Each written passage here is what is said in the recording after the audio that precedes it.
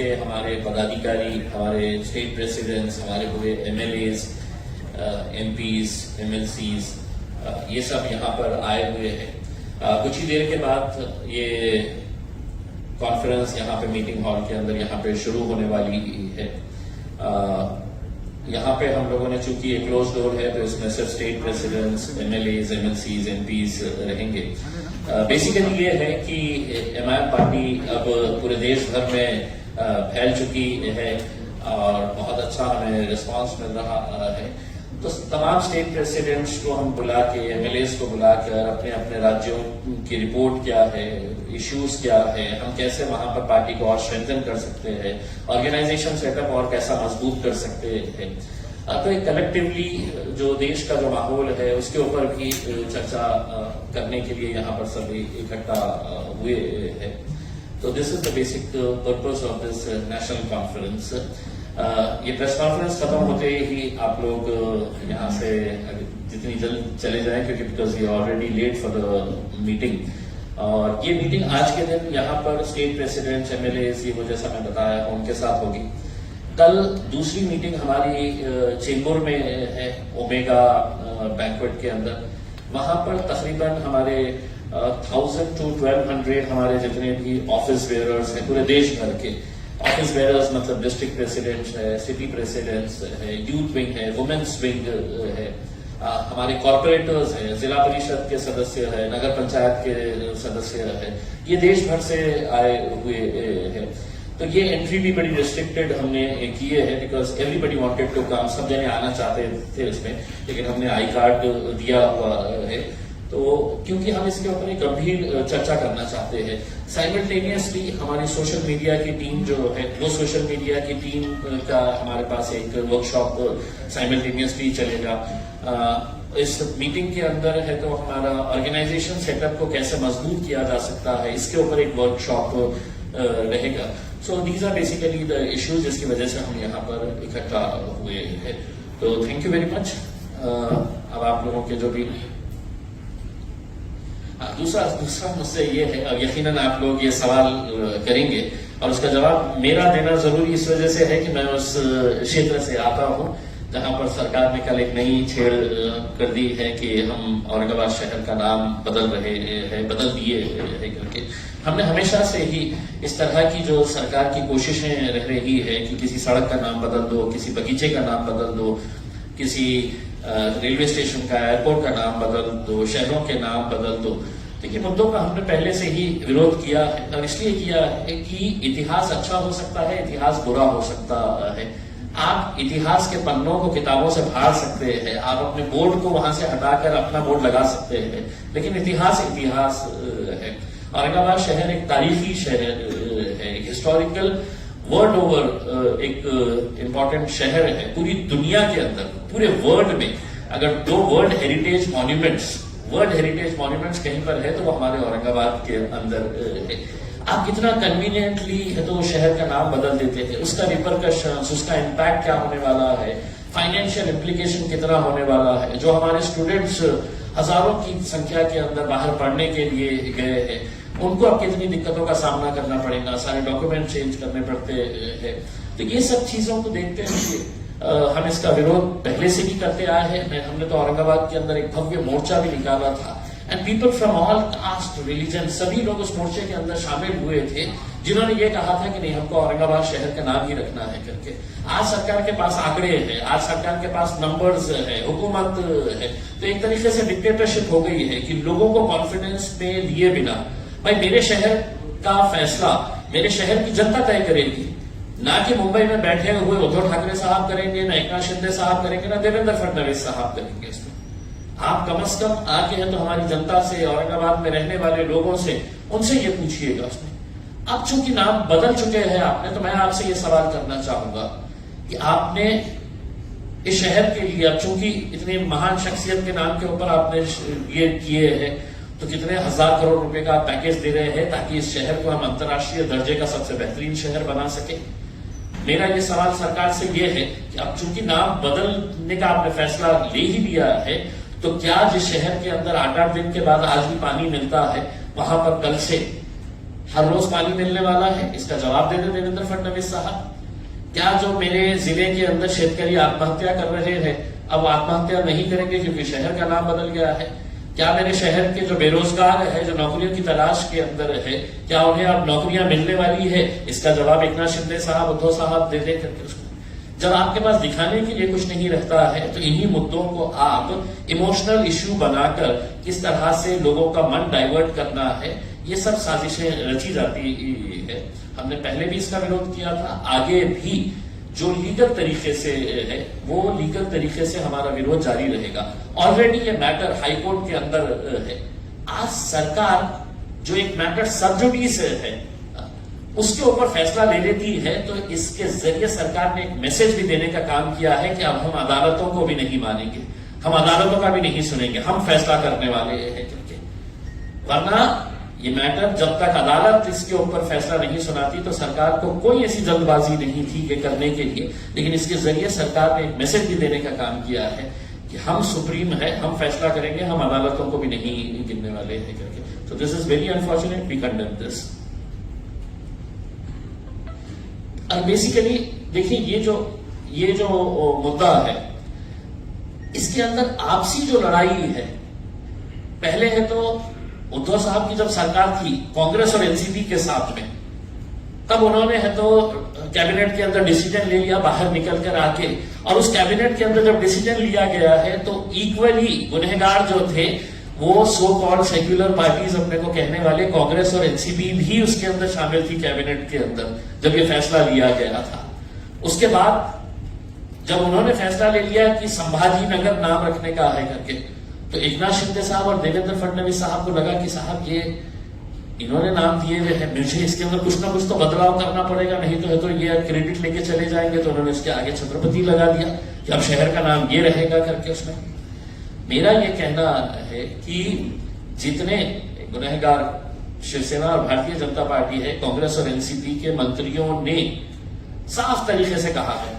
मैं आपको एनसीपी की शरद पवार साहब की जो मोहतरमा बेटी है, उन्होंने कुछ दिन पहले फ्लाइट में जा रहे थे तो उन्होंने है तो ट्विटर के ऊपर ये डाला था कि मैं संभाजी नगर से उड़ रही हूं करके। उसमें तो यानी कि आपका ये है कि कम से कम लोगों की भावना को आप समझते कि लोग क्या चाहते हैं करके, लेकिन आपकी राजनीति की वजह से आप ये जो फैसले कर रही है, मैं कड़ी निंदा करता हूं ये तमाम राजनीतिक पार्टियों की, कांग्रेस की, एनसीपी की, और मैं चाहूंगा कि उनके लीडर्स, जितने भी बड़े बड़े लीडर्स हैं, उन्होंने साफ शब्दों के अंदर ये कहना चाहिए, चाहे वो शरद पवार साहब हो, सुप्रिया सुळे मैडम हो, अजित पवार दादा हो, कि अब ये फैसला लिया गया है तो हम इसका स्वागत करते हैं, इसका विरोध करते हैं। कांग्रेस के बड़े नेताओं ने तो खुलकर कहना चाहिए ताकि हमको भी समझ में आ जाए कि आप लोग जब सत्ता में रहते हैं तो आप क्या करते हैं और सत्ता के बाहर चले जाते हैं तो आप क्या करते हैं करके। We have always condemned that and we will continue to raise a voice and protest against this. Thank you. Sir एक प्रश्न होता तुम्हाला, जेव्हा एकनाथ शिंदे बाहेर पडले होते तेव्हा उद्धव ठाकरे यांनी देवेंद्र फडणवीसांना फोन केला होता की तुम्ही आता मुख्यमंत्री बना, पण फडणवीसांनी सांगितले की आता ती वेळ निघून गेलेली आहे। त्यांचं जे भांडण आहे त्यांच्या भांडणामध्ये मी कशाला उडी मारू? माझ्यासाठी तर चांगलं आहे।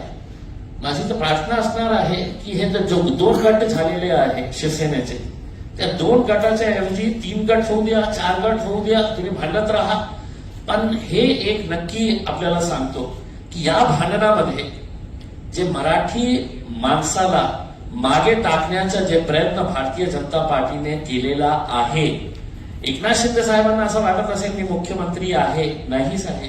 तुमचा रिमोट कंट्रोल देवेंद्र फडणवीसांच्या हातात आहे, अमित शहाच्या हातात आहे। तुम्ही एक मेसेज दिलेला आहे की आम्हाला मराठी माणसाची काही देणं घेणं नाही आहे।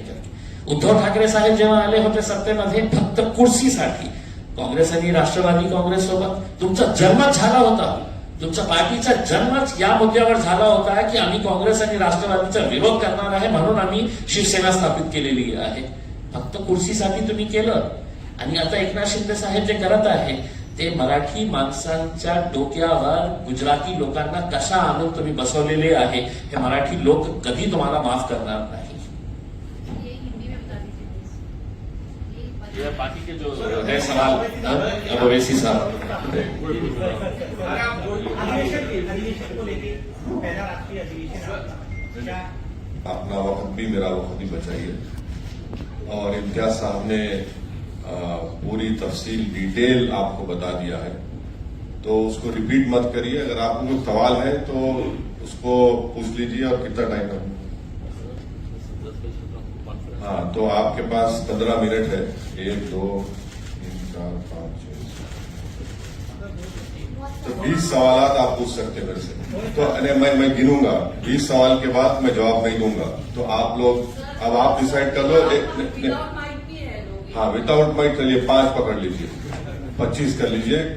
शुरू करिए, सवाल आपका है तो बोलिए। अधिवेशन का एजेंडा आप बता दीजिए किन किन मुद्दों नहीं, उसका जवाब ये है कि इम्तियाज साहब आपको डिटेल में बोल दिए, उसको रिपीट करना मेरे लिए आपके लिए फायदेमंद नहीं है। उसको इम्तियाज साहब बोल चुके हैं वो। और कल शाम में भी हमारा एक प्रेस कॉन्फ्रेंस होगा, उसमें जो हम डिसीजंस लिए, क्या रेजोल्यूशंस पास किए, क्या डिस्कशन हुआ, वो फिर हम आपके सामने रखेंगे। अफसर साहब, जिस तरीके से हम देख रहे हैं महाराष्ट्र की राजनीति में कई सारे समीकरण बदले हैं, चाहे सत्ता पक्ष की हो या विपक्ष की हो, तो पिछले चुनाव में आप वंचित बहुजन आघाड़ी के साथ थे, लेकिन इस बार वो घोषणा कर चुके हैं कि वो शिवसेना के साथ जा रहे हैं। तो आपके लिए ये जो नई बदली हुई परिस्थिति है, इसमें आप किन नए लोगों को साथ में जोड़ने की कोशिश होगी या फिर किस तरीके से उस वंचित बहुजन आघाड़ी से जो नुकसान होगा उनके जाने से उसकी भरपाई करेंगे आप? देखिए, एक बात तो मैं बताना चाहूंगा कि जब आइंदा साल लोकसभा के इलेक्शन होंगे, हम तो औरंगाबाद की पार्लियामेंट की सीट तो लड़ेंगे क्योंकि हमारा सिटिंग एमपी है और इंशाअल्लाह ताला वो कामयाब भी होंगे। दूसरी बात ये कि और कितने लोकसभा की सीट हम लड़ेंगे, इसका नंबर इम्तियाज जलील साहब, हमारे जो प्रेसिडेंट है, working president doctor Gaffar Qadri साहब जो मेरे बाजू बैठे हैं, वो सब मिलकर तय करेंगे। किससे अलायंस होगा नहीं होगा ये आपको थोड़ा इंतजार करना पड़ेगा। इतना जल्दी डिटेल बताना सही नहीं होगा, मगर ये फैक्ट है जो आपके सामने में रखना। क्या फर्क पड़ेगा वंचित बहुजन आघाड़ी? आपका 2 सवाल हो, 3 हो गए। इसी सवाल में सर, उनके जाने से कितना फर्क नहीं, पड़ेगा? मैं उनको मुबारकबाद, और जहां कहीं भी गए उनको मुबारकबाद। सर, आपने जुनैद नासिर के वो ट्वीट करके ये कहा है कि सरकार, हरियाणा सरकार की ही रजिस्टर्ड गाड़ी है और कहीं ना कहीं मुसलमानों को हिंसा का शिकार बनाया जा रहा है। कैसे देखते हैं, क्योंकि इसको लेकर सीधे तौर पर नाराजगी दिखाई दी। देखिए, जो बोलेरो गाड़ी का रिपोर्ट एक यंग जर्नलिस्ट जिसका नाम अलीशान है, उसने रिपोर्ट किया है विद वीडियो एविडेंस कि वो जो बोलेरो गाड़ी है उसको इस्तेमाल किया गया था। जहां कहीं भी ये जो सो कॉल्ड गौ रक्षक टास्क फोर्स जो बना दिया गया है, वो लोग लोगों पर आतंक फैलाते हैं, मारते हैं, पीटते हैं, उनको कपड़े उतार कर घसीटते ले जाकर उस हर जगह वो बोलेरो दिख रही है। और पुलिस ने भी ये कहा कि जुनैद को और नसीर को जिस गाड़ी में किडनैप किया गया था राजस्थान से और हरियाणा लाया गया था, वो यही गाड़ी थी। तो इससे ये साफ गवर्नमेंट की गाड़ी है, इससे साफ जाहिर होता है कि ये स्टेट वायलेंस है मुसलमानों के खिलाफ। और मोदी सरकार तो लैटरल एंट्री की बड़ी बातें आप लिखते हैं, तो ये गौरक्षक को भी लैटरल एंट्री दे दी कि आप सो कॉल गौरक्षक कि आप जो चाहे करो, जिसको मारना है मारो, पीटना है पीटो, गोली चलाओ। और हद तो ये है कि वो जो ग्रुप है, वो जो पर्टिकुलर ग्रुप है, उनका यूट्यूब पे सिल्वर बटन है। मैं देश के प्रधानमंत्री से पूछना चाह रहा हूं कि जब आप मुख्यमंत्री थे तो आपके बारे में बीबीसी ने 2 पार्ट का एक वीडियो सीरीज डाला, तो आपने अंग्रेजों के बनाए हुए गुलामी के कानून को इस्तेमाल करते हैं, उस पर बैन लगा दी यूट्यूब पर, फेसबुक पर। ये जो दंगाई है, ये जो टेररिस्ट है, टेररिज्म कर रहे हैं, उनका यूट्यूब से नहीं निकालते आप?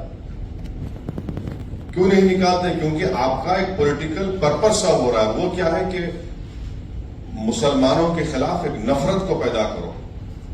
और बीजेपी और प्रधानमंत्री पसमानदा मुसलमानों की बात करती है। म्यो मुस्लिम क्या है बताओ? फिर ये म्यो मुस्लिम क्या है बताओ? जो आपके एस्पिरेशनल डिस्ट्रिक्ट प्रधानमंत्री ने बनाए, नंबर 1 बैकवर्ड डिस्ट्रिक्ट तो मेवात है। हर चीज से जो एसडीजी के इंडिकेटर्स है सबसे बैकवर्ड है इंडिया में। और जुनैद और नसीर का ये है कि राजस्थान की सरकार फौरन गोपालगढ़ की कंप्लेन जब दिया गया बॉर्डर को सील कर देती तो जुनैद नसीर जिंदा रहते। मौत हो गई मगर कोई नहीं जाते। कोई भारत जोड़ो पे पूरा भारत निकलता है और अलवर में एक रॉयल फैमिली की शादी में पूरे मौजूद, और अलवर से 1 घंटे के रास्ते पर घाटनिका है, कोई नहीं जाता वहां पर। और हद तो यह है कि उदयपुर में और एक और जगह पर एक ऐसे ही वायलेंस हुआ था जो कंडेमनेबल है। वहां पर सरकार ने 30-30 लाख रुपए 50 लाख रुपए गवर्नमेंट नौकरी दी। यहां पर बोल रहे हैं कि गवर्नमेंट के 3 स्कीम में 15 लाख देंगे। ये डिस्क्रिमिनेशन है भाई। जब मरते हैं तो आप घर को नहीं जाते, क्यों नहीं जाते? मैं अपनी स्पीच में कहा इसलिए नहीं जाते क्योंकि अगर कोई मुसलमान की लाश के सामने खड़े हो गए तो उनको वोट नहीं मिलेगा। सर इसी से जुड़ा हुआ है, आप राजस्थान का मुद्दा लगातार उठा रहे हैं। रिपीट मत करिए, आपका ही नुकसान होगा। पार्लियामेंट के घेराव का कॉल दिया गया कि अगर 15 दिन में इंसाफ नहीं मिलता तो पार्लियामेंट का घेराव देश भर के मुसलमान करेंगे, ऐसा तौकीर आजादी ने। क्या आप देखिए, आप मेरी पार्टी का पूछिए, मेरी पार्टी का जवाब हम दे सकते हैं। अब हर एक का जवाब तो मैं नहीं दे सकता हूं ना। आपने एक चीज बोला था कि शिवसेना के 2 से 4, 4 से 10 होने दो या बीजेपी के होने दो, उसका फायदा आपको होगा। लेकिन यहाँ जहां जहां एमआईएम ताकतवर है, फाइट अच्छा सा दिया है, वहां कांग्रेस का लॉस हुआ है। कहाँ हुआ है? कांग्रेस कहाँ पे बताइए? औरंगाबाद की कहाँ? औरंगाबाद से 21 साल से शिवसेना का एमपी था ना। आप जर्नलिस्ट रह के सब बात नहीं करना मेरे भाई। सुनो, अब आप रात के 3 बजे मेरे को उठा के सवाल करेंगे तो मैं ऑटो प्ले पे आ जाता हूं। तो सुनो, आप देखो कांग्रेस का एक बात आप अपन बहस नहीं करेंगे कि आप वो फेमस एंकर मत बन जाओ 9 बजे की तरह। तो आप ये सुनिए, राहुल गांधी कैसा हारे? मेरी वजह से हारे। आप सुनो, मेरी वजह से हारे राहुल गांधी। हारे ना, हार गए मान लिए ना। अरे नहीं, राहुल गांधी इलेक्शन की बात, अरे इलेक्शन में हारे ना। चलो आगे। जिंदगी में नहीं हारे, वो तो मेरे को नहीं मालूम, वो आप बोलेंगे। नहीं, मैं नहीं बोल सकता। तो हारे हार गए। अब वो 186 लोकसभा सीट्स पर कांग्रेस बीजेपी लड़ी, सिर्फ 186, कोई नहीं था। अनफॉर्चुनेटली मैं नहीं था। तब भी खाली 16 सीट जीती 2019 में। मैं जिम्मेदार हूं। कब तक आप ये बात करेंगे? हम लड़ेंगे और जो कोई भी वंचित समाज पे जुल्म करेगा लड़ेंगे, जीतेंगे, हराएंगे भी उनको। ये अब सुन लीजिए, ये डेमोक्रेसी है, कोई तानाशाही नहीं है। ये जो एंटाइटलमेंट की पॉलिटिक्स की बात करते हैं ना, उनको लगता है कि ये क्यों आ रहे हैं लोग। अरे भाई, वो राजा रजवाड़े खत्म हो चुके हैं। ये जमहूरियत है, लोकशाही है। आप मेरे को रोक नहीं सकते। हम लड़ेंगे। हमारा संविधान इस बात का अर्थ किया है। जहां कहीं भी हम लड़ रहे, यूपी की बात करते, कितने सीट कांग्रेस लड़ी यूपी में? बोलो भाई, 400। बीएसपी लड़ी 400। ये सवाल उनसे नहीं किया जाता। क्यों नहीं किया जाता भाई? क्योंकि उन मुसलमान नहीं है। ये प्रॉब्लम है। चलिए, अभी 6 सवाल हो गए। सर, मेरा एक सवाल है कि पंजाब में एक बार फिर खालिस्तान का मुद्दा उठता दिख रहा है, जहां पर खालिस्तानी समर्थक अमित शाह जो कि गृह मंत्री हैं, उन्हें एक बात बताइए। हाँ, मैं जानता हूं। एक बात बताइए, अगर वो भाषा, वो वर्ड्स अगर मजलिस का एक छोटा मेंबर दे देता तो आप लोग तो अब तक उसकी एक नहीं 25 शादी कर दी होते टीवी चैनल के ऊपर। नहीं करे आपने। और बीजेपी भी बड़ी उसको उर्दू में एक वर्ड है माने खैज, खामोशी। माने खैज खामोशी बीजेपी की है। ये समझ में नहीं आ रहा उनको क्या चल रहा है वहां पर। और तीसरा, कल आए थे ना छोटा रिचार्ज मुंबई में, उनसे पूछ लेते आप क्या हो रहा है। उनकी सरकार है, मेरी सरकार तो नहीं है ना। उनको भी पूछ लेते हैं। सर उनका तो ये कहना था, भगवत मान का ये कहना था कि पंजाब में लॉ एंड ऑर्डर मेंटेन है। हाँ बिल्कुल है, बिल्कुल है। क्या आप सरकार पे सवाल उठा रहे हैं? नहीं बिल्कुल है, मैं भी कह रहा हूँ बिल्कुल है, दिख रहा है ना हमारे को। थोड़ा बहुत हम उतने उनसे छोटा रिचार्ज की तरह उतना हमको दिमाग नहीं है, मगर थोड़ा तो दिख रहा है हमको क्या हो रहा है। इतना तो हम देखिए, एमआईएम पार्टी तो इतना तो पॉलिटिकल सेंस है हमारे को, हम ये बोल सकते हैं कि बारिश कब होने वाली है। हम हवाओं में सूंघकर मिट्टी की खुशबू, मिट्टी आने के बाद हम नहीं बोलते कि बारिश होने वाली है, हम ये जरूर बोलेंगे बारिश होने वाली है। सर आगे क्या कार्रवाई की मांग करेंगे? हाँ कंप्लीटेड, इट इज कंप्लीट।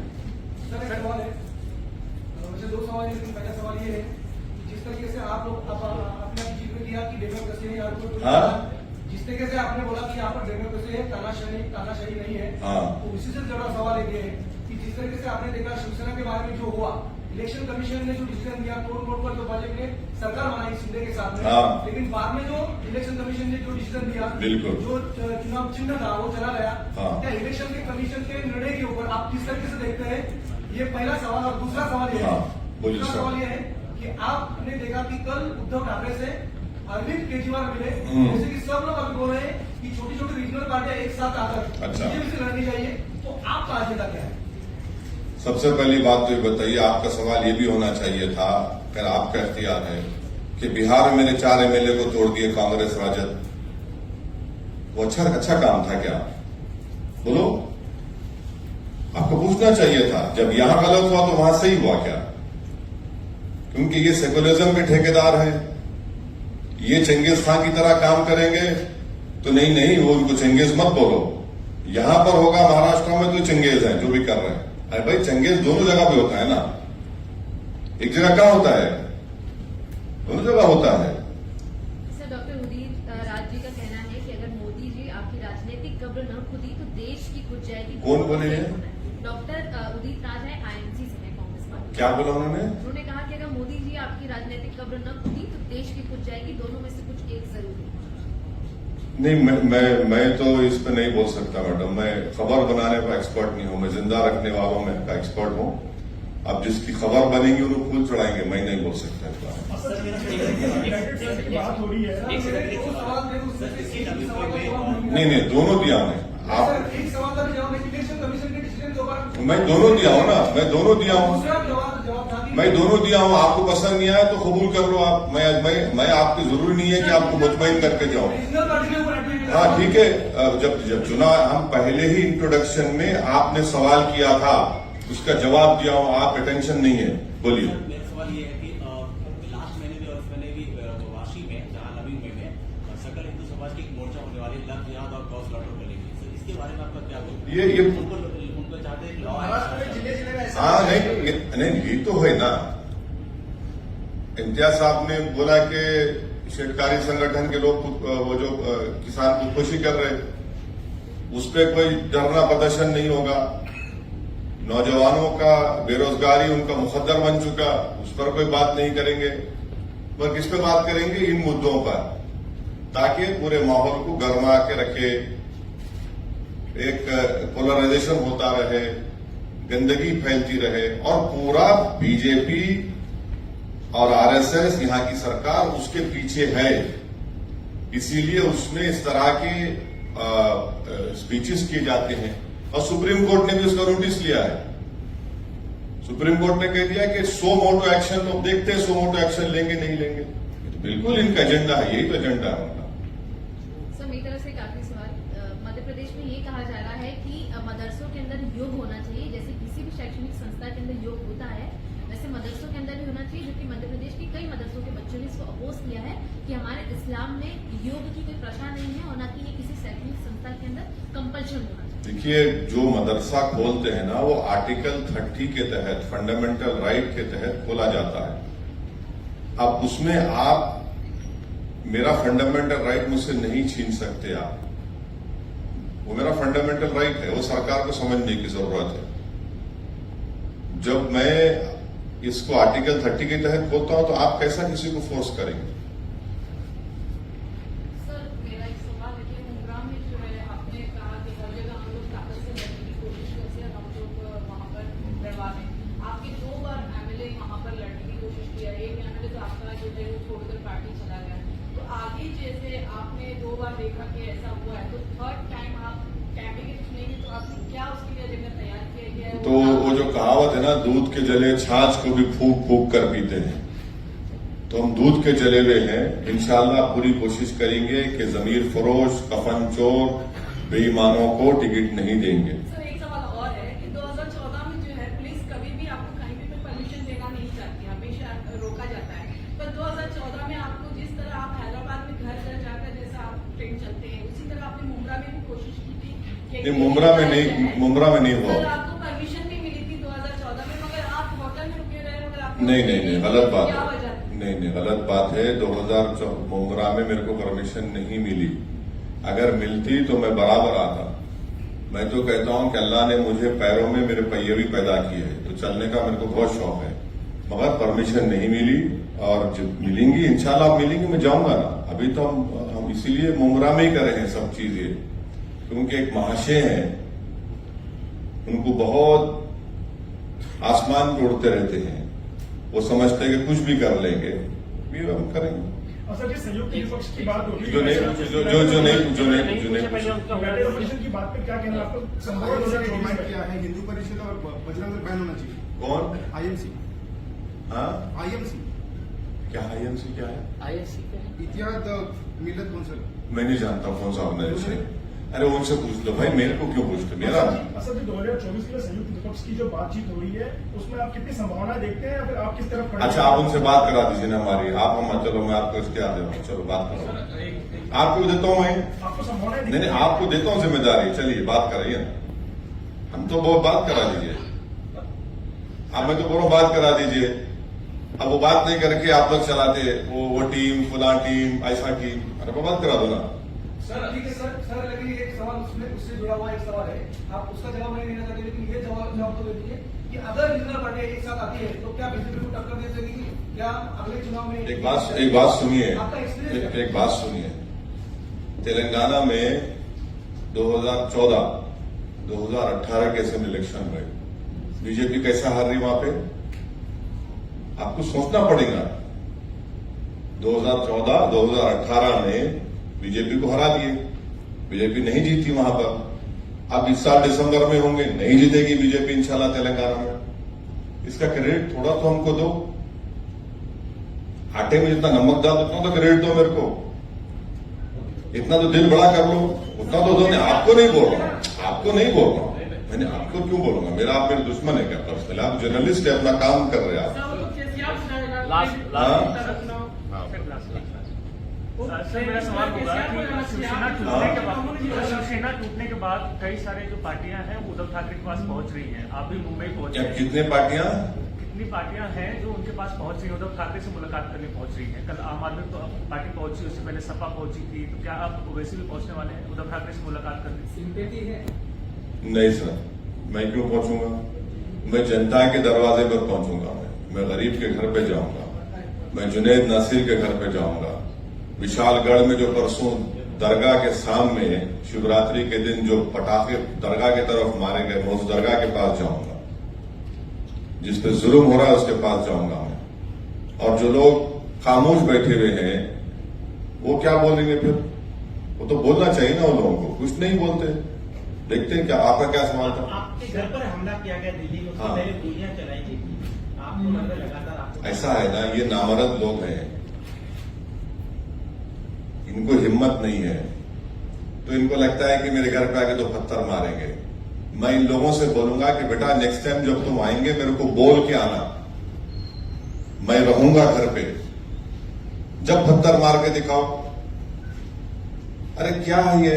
अच्छा आपको मालूम कि मेरे जैसा ये कैमरा है ना, ये कैमरा, वो दीवार, उधर दिल्ली पुलिस का हेडक्वार्टर है, बाजू मेरा neighbour election commission of India है। वो क्या हो रहा है? ये एक हाई सिक्योरिटी जोन में 4 मर्तबा हो चुका है और ये तमाशा देख रहे हैं। तो इससे आपको समझ में, आप देश देख रहा है इन चीजों को। तो खैर देखिए, मेरी जान की कोई अहमियत नहीं है, आप और हम जाएंगे इस दुनिया से, मगर जो आप जो चीज कर रहे हैं, लम्हों ने खता की सदियों ने सजा पाई का मामला हो जाएगा। हो गया सर एक ही है नहीं बाबा नहीं सर लास्ट प्लीज अधिवेशन के बारे में आपके हो गया अधिवेशन का बोल आपको बोल दिया ना शुरू में बोल दे अधिवेशन नहीं सर वही आप सुन लो चाहे तो जवाब दे दो नहीं कर देंगे सर उत्तर प्रदेश में मायावती ने एक अलग फंडा यूज किया कि गणेश नहीं हाथी है क्योंकि वो जो बीएसपी है एक टिपिकल समाज का पार्ट लिया ऐसा उसमें एक स्टैंप लगा था लेकिन जो उन्होंने एक नया फंडा इख्तियार किया कि हाथी नहीं गणेश है वो जीत गई अभी उसके बाद जो हुआ तो एमआईएम भी यहाँ पर या पूरे देश में कुछ ऐसा करने वाली है क्या सोचा नहीं बहुत कुछ सोचे हम अपने आप को क्यों बोलेंगे नहीं आपको क्यों बोलेंगे जब बोलना है बोलेंगे अभी क्या जल्दी है हमारे जरिए तो हाँ आपके जरिए से ही फैलाएंगे फिक्र मत करिए